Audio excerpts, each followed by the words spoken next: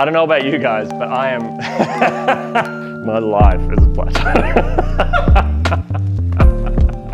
Ugh, let's go. Hi, my name's Jack. Today we're going to talk about some ways to break through plateaus. I don't know about you guys, but I am really familiar with climbing plateaus. I feel like all of us have experienced them. So today we're going to talk about things you might not have considered to get out of them. One of the biggest things I like people to do is to get a friend. It sounds really simple, but it's the easiest way to introduce some accountability and consistency to your training program. One of the best parts of having a training buddy is that they're going to be there to encourage you. Whenever you go training by yourself, and I've definitely had this experience, if I don't feel like doing it, I'm probably not going to.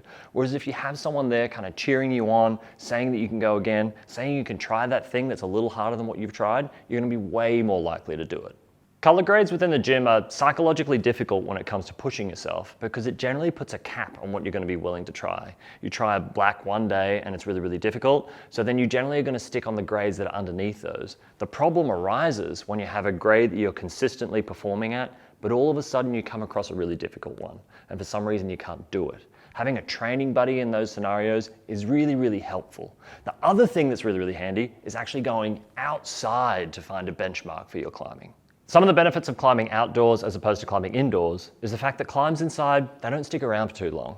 Having something super measurable outdoors where you can constantly have an idea of how you're performing at any given time is really helpful for figuring out where you are in a training block. Having that reference point is really important, so that way you can know whether or not your program is actually working, whether you're introducing a power block, an endurance block, getting into hangboard or getting into campus. You can constantly come back to this outdoor climb and figure out whether or not you're actually improving. The only barriers to using these metrics that you might run into is changes in access or damage to the crags, which is what makes it even more important to make sure that we're respectful every time we're climbing outside. It's important to remember that route setters have their own styles and even gyms have their own styles. So getting hung up on the way that you climb in one specific space doesn't really make sense when there's going to be individual climbs set for individual people. If you're bigger, you're going to have a harder time fitting into smaller spaces and going through smaller crimpy style climbs. Whereas if you're shorter, you're going to have way more trouble working through those big dynamic movements.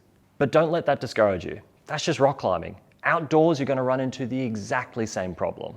You're going to have climbs that you excel at, and you're going to have climbs that you're not going to be quite as good at. So next time you're in the gym, try not to focus so much on the fact that the route setters aren't setting things that are good for you, and instead use it as an opportunity to train something that you're not particularly good at.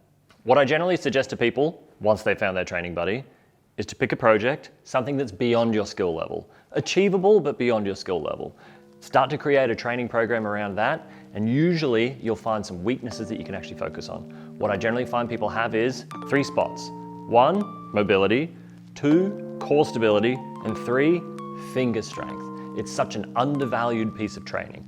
If you've found that finger strength is one of your weaknesses, a video, Bulletproof Fingers, will take you through how to strengthen your fingers, how to keep them healthy, and most importantly, how to use a hangboard. So whether it's help with treating an injury or breaking through a plateau, you can use the code WeBreatheAdventure when making an appointment at Rocktherapy with any of our practitioners, and that'll give you 30% off your next appointment. Oh, I've been on a plateau for the last 6 years of my life.